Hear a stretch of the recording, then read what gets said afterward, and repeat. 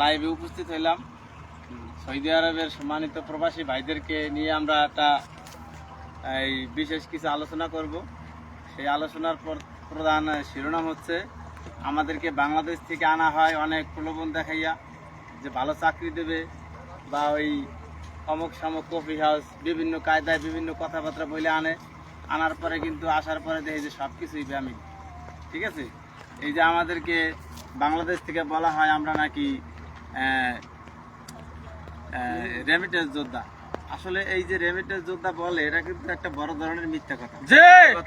এই মিথ্যা কথা এই জন্য বলছি যে রেমিটেন্স যোদ্ধা বলে শুধু আমাদেরকে পড়ানোর জন্য, যে পক মাইরে টাকা খাইতে হবে না তো আমরা আবার রেমিটেন্স দিক মতো বাংলাদেশে পাঠাবো না। তার বিষয়টা হলো, রেমিটেন্স যোদ্ধা শুধু নামে বলে, আসলে কাজে কিছু না। এই যে বাংলাদেশে যারা মনে করেন বিভিন্ন চাকরি করে, সরকারি চাকরি করে, এদের দিকে আপনারা তাকান। এরা বাংলাদেশে থাকিয়া ঘরে থাকে, গাড়ি আছে নিজের, কি আরাম আয়েসে জীবনযাপন করে।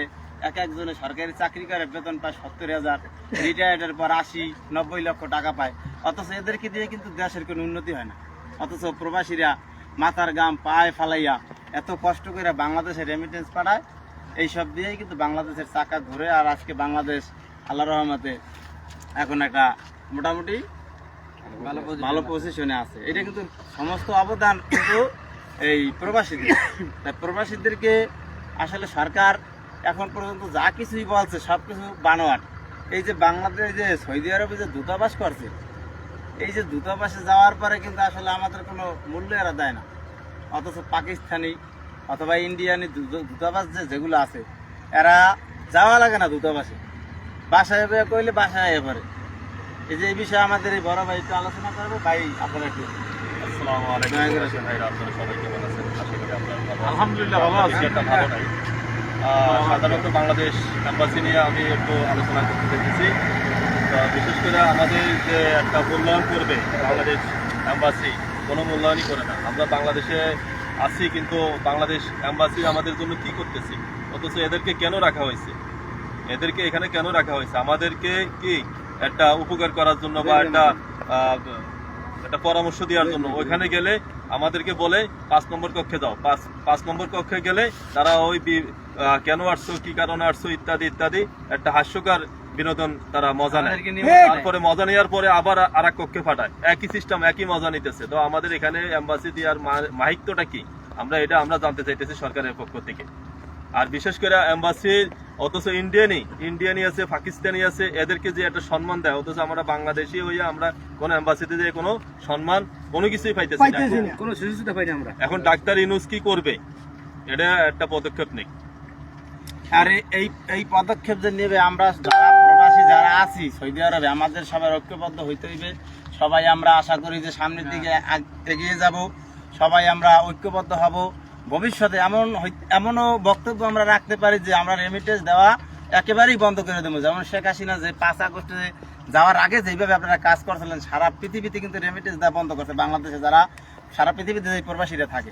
এরকম একটা আন্দোলন করতে হবে। এই আন্দোলনটা করলে কি হবে, আমাদের দাবি এইভাবে ওই দুলাভাইটা দাবি জানার প্রয়োজন নাই। আমরা নিজেরা দাবি আদায় করে নিব। কিভাবে নিব এই লাইন তো আমাদের দ্বারা আছে। আমরা রেমিটেন্স দিব না, বাংলাদেশে একটা পয়সাও পাঠাবো না ভাই। আচ্ছা, আপনাদের এখন ডক্টর ইউনূসের কাছে চাওয়া কি? আপনাদের ডক্টর ইউনূসের মূল কারণ কি আপনাদের? মানে যারা এই যে সৌদি আরব আইতে আছে, এত সব অবৈধভাবে 3 মাসের ভিসা। এই যে 3 মাসে 90 দিনের যে ভিসাটা সম্পূর্ণ 2 নাম্বারই বাটপারি চিটারি ছাড়া কিছুই না। এই যে লোকে করে আইনা এয়ারপোর্টে ছাইড়া দেয়। একটা জিনিস ভাইবে দেখেন, আকামা দেয় না, কাজ দেয় না, অথচ থাকার বাসা বাড়িও নাই।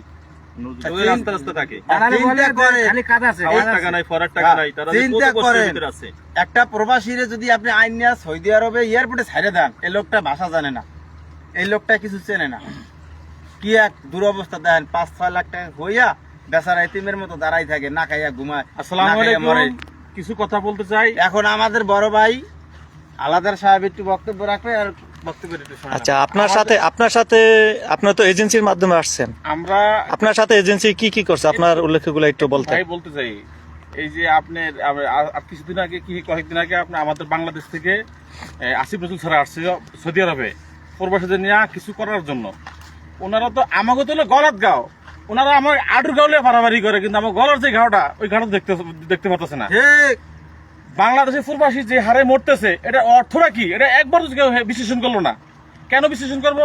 আমরা আইসেই আমরা অবৈধ হয়ে যাচ্ছি। আমরা কি অবৈধভাবে আসছি আমরা বৈধভাবে, কিন্তু এখানে আমরা কি অবৈধ হয়ে যাচ্ছি। এখানে আমরা কোনো আকামা নাই, ফাস্টফুড নাই, কোনো কিছু নেই, আমরা ডাক্তার দেখাইতে পারতেছি না, কোনো জায়গায় কোনো কথা বলতে পারতেছি না, এমন একটা অবস্থা হয়েছে আমাদের। ঠিক আছে, আমাদের তো অন্তর্গত গড়ার গাঁও, আমরা কোনো যে অসুস্থ হইলে মানে যে জন্য কিছু হোক না, আমরা কিছু করতে পারতেছি না। এখানে একমাত্র কি জন্য আমরা এই দেশে আমরা অবৈধ হয়ে যাচ্ছি। 2 মাস 3 মাস পরে আমরা অবৈধ, আমরা কি অবৈধভাবে আসছি এখান থেকে? আমরা এটা জবাব চাই, কেন আমরা অবৈধ হয়েছি, কি কারণে আমরা অবৈধ হচ্ছি? আমরা কি এই দেশের মানুষ না? রোহিঙ্গাদের মূল্য আছে কিন্তু আমাদের কিছু মূল্য নাই। আমরা কি মানুষ না নাকি? আর যদি আমাদেরকে বলা হয় না তোমরা রেমিডিস তোমাদের লাগবে না, তোমাদের মতন বাঙালি আমরা রোহিঙ্গা নিয়ে চলবো, ঠিক আছে, যারা অরিজিনালি যাদের বাংলাদেশি আমরা যারা শ্রমিক ইয়েতে দেশে সচল করার জন্য আমরা এই দেশে আসছি, নিজের সবকিছু ত্যাগ করে দিয়া নিজের স্ত্রী মা বাপ সব ছেড়ে দিয়া এখানে আসছি কি জন্য? দেশের সফল রাখার জন্য। দেশ চলবে, আমরা চলবো, আমাদের ভবিষ্যৎ চলবো কিনা, আমাদের ভবিষ্যৎ অন্ধকারের ভিতরে চলে গেছে। আমরা এখানে আসি, আমরা অবৈধ যাচ্ছি। শতকরা 80 জন প্রবাসী অবৈধ, কোনো কাজ নাই, কর্ম নাই, অসুস্থ হলে ডাক্তারের কাছে যাইতে পারে না, যে আসলে আকামা লাগবো, এখান থেকে জেলেই ওটা লাগবো, আমরা চেকপোস্টে ধরা। এখানে আমরা সব দিকে আমরা বর্তমানে খুবই ভিতরে আছি। আসলে স্যার আমরা যেভাবে হোক, আপনি না আইসেন আডুর ব্যথা দূরান লেগে, কিন্তু আডুর ব্যথা লাগবো না, আমার গলার ব্যথা শেষ করেন। আমার জন্য এখানে ট্রিটমেন্টের জন্য একটা ব্যবস্থা করে দেন। ফাস্টফুড আপনার 3 মাসে 4 মাসে এমএআর দেন, এখন তো 4 মাস পর। আরে আমাদের সকালে রাত্রে সার গিলে, সকালে হুই চার কি মাথার তলে, সকালে সার কি নাই, ফায়ার তলে গেছে গিয়া। তো এই কি দাম? আমরা এখানে আসি এই কুকুরের যে মানে কুত্তার ছায়, এখানে বিয়েলে ওখানে নেই, ওখানে বিয়েলে ওখানে, আমরা সেই অবস্থার ভিতরে আছি। এখানে বিয়েলে এখানে আসি, ওখানে বিয়েলে ওখানে আসি। আমার 3 মাস 4 মাস একটা ডেট দিয়ে দেন, একটা ফাস্টফুডের জন্য 3 মাস থাকতে হবে এখানে। আমাদের কাজ হলো 10 দিনের, 8 দিনের, 6 দিনের কাজ করলে করলাম, ফাইলে করলাম, না ফাইলে নাই। একদিন কাজ করলে পাইলাম, নাই। তাহলে আমরা এই আসি, এই নাই। আমাদের স্যার কি রাত্রে লুয়ে মারা তলে হুই, সকালবেলা আমার ফায়ার তলে গিয়ে এমন এখন হইলো আছে, না হইলেও নাই। তো আসিফ নজরুল স্যার আপনাকে দয়া করে অনুরোধ আপনার কাছে, আপনি যেভাবে হোক আপনি এই ব্যবস্থা করেন আমাদের, যে কিভাবে আমাদের এই যে অসুস্থ হয়ে গেলে এই যে রেমিডি যুদ্ধগুলো যে মারা যাইতেছে।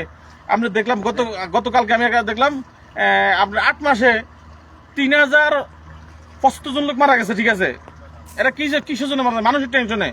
তারপরে আমরা আমাদের প্রমাণ দেখেন, আমরা প্রবাস কল্যাণ লোন, কিসের লোন?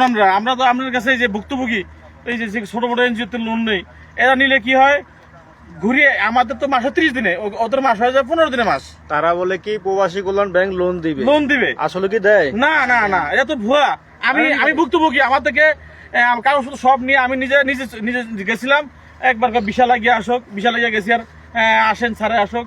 কিন্তু যখন আমরা ট্রেনিং দিতে যাই তখন আমাদের বলে আপনাদের জন্য ওইটা করছি সেটা করছি, আপনি যাইবেন সহজ ভাবে ঋণ, মানে সহজ বলে না, মানে সহজ বলে আমাদের কিভাবে বিষ মারা যায়। এটা বলে টিটিসি দেখেন, হ্যাঁ এই কথা বলে টিটিসি প্রবাস কল্যাণ লোনের ম্যানেজার আসে, এনে বক্তব্য দিয়ে আমাদের আইসা বসে কথাবার্তা করে দেয়া, মানে আমাদেরকে এভাবে করে এক পদের একটা ইয়া ছিল আর কি। বড় মেয়েরা যখন মেয়ে বুয়েরা কাজ করতো তখন আমার দোয়া দিতে হইলে আল্লাহ তোমার বাঁচে আর হোক, ফিরে হাত দিয়ে দেখা গেতেন কি তোমরা কাজ করে খাও, আর ফোকা তাদের ফোকা বানানোর লেগিয়া এই ধরনের কাজগুলো করে আমার ঘরে দিয়া কথা বলছেন সোজা বাংলা হিসাব। আমাদের এমনি দোয়াই দেয়, কিন্তু আমাদের ফেটে কিন্তু অবস্থা নাই, অবস্থা খারাপ। যদি আপনারা যদি ঠিক মতো লোন দিলে দিবেন, না দিলে নাই, এগুলো নিয়ে আলোচনা করবেন না বাদ। আর আসিফ নজরুল স্যার আপনাকে দয়া করে অনুরোধ, আপনি যে কাজে সৈতিরা আসছেন আপনি ফায়ার ঘাও বাদ দেন, আমাদের গলার ঘাও নিয়ে আগে ভাবেন। তারপরে আমাদের আমরা রেমেডি যোদ্ধা খালি পুরুষ না, মহিলারও আসছে। ঠিক আছে, আমরা এদেরকে খাদ্যমা বলি না, এদেরকে একটা ভালো উপাধি দেন। ঠিক আছে, আমরা গৃহকর্মী একটা উপাধি দেন। তারা কিন্তু আমাদের থেকে বেশি সমস্যা, আমরা যেমন একজনের বলতে পারি কিন্তু এরা বলার মতো কিছু নাই, এরা কিন্তু খুবই কষ্টের ভিতরে আছে। তাদেরকে একটু ফলো করেন। আমার মা বোন, হ্যাঁ আমার খালা, আমার যেই হোক, ঠিক আছে, আমারই তো আত্মীয় স্বজন, আমার দেশের তো মেয়ে, ঠিক আছে, আমার দেশের তো কর্মী, এটা দেশের জন্য তো এই টাকা এই যে ইনকাম করে, এগুলো যায় কোথায়? বাংলাদেশে যায়। আর এই বাংলাদেশে যেভাবে যাক, অবৈধ যাক বৈধ যাক, বাংলাদেশ টাকাটা তো বাংলাদেশে খরচাপাতি হইতেছে নাকি, এটা দেখতে তো হইব। যেভাবে হোক ডক্টর ইউনূস স্যার আপনার কাছে একটা জোর অনুরোধ, আমাদের জিনিসটা দেখেন, দয়া করে দেখেন, আমাদের ফলো করেন দয়া করিয়া। এছাড়া কোনো পথ নেই আমাদের, কথা বলছেন। আমরা বর্তমানে অবৈধ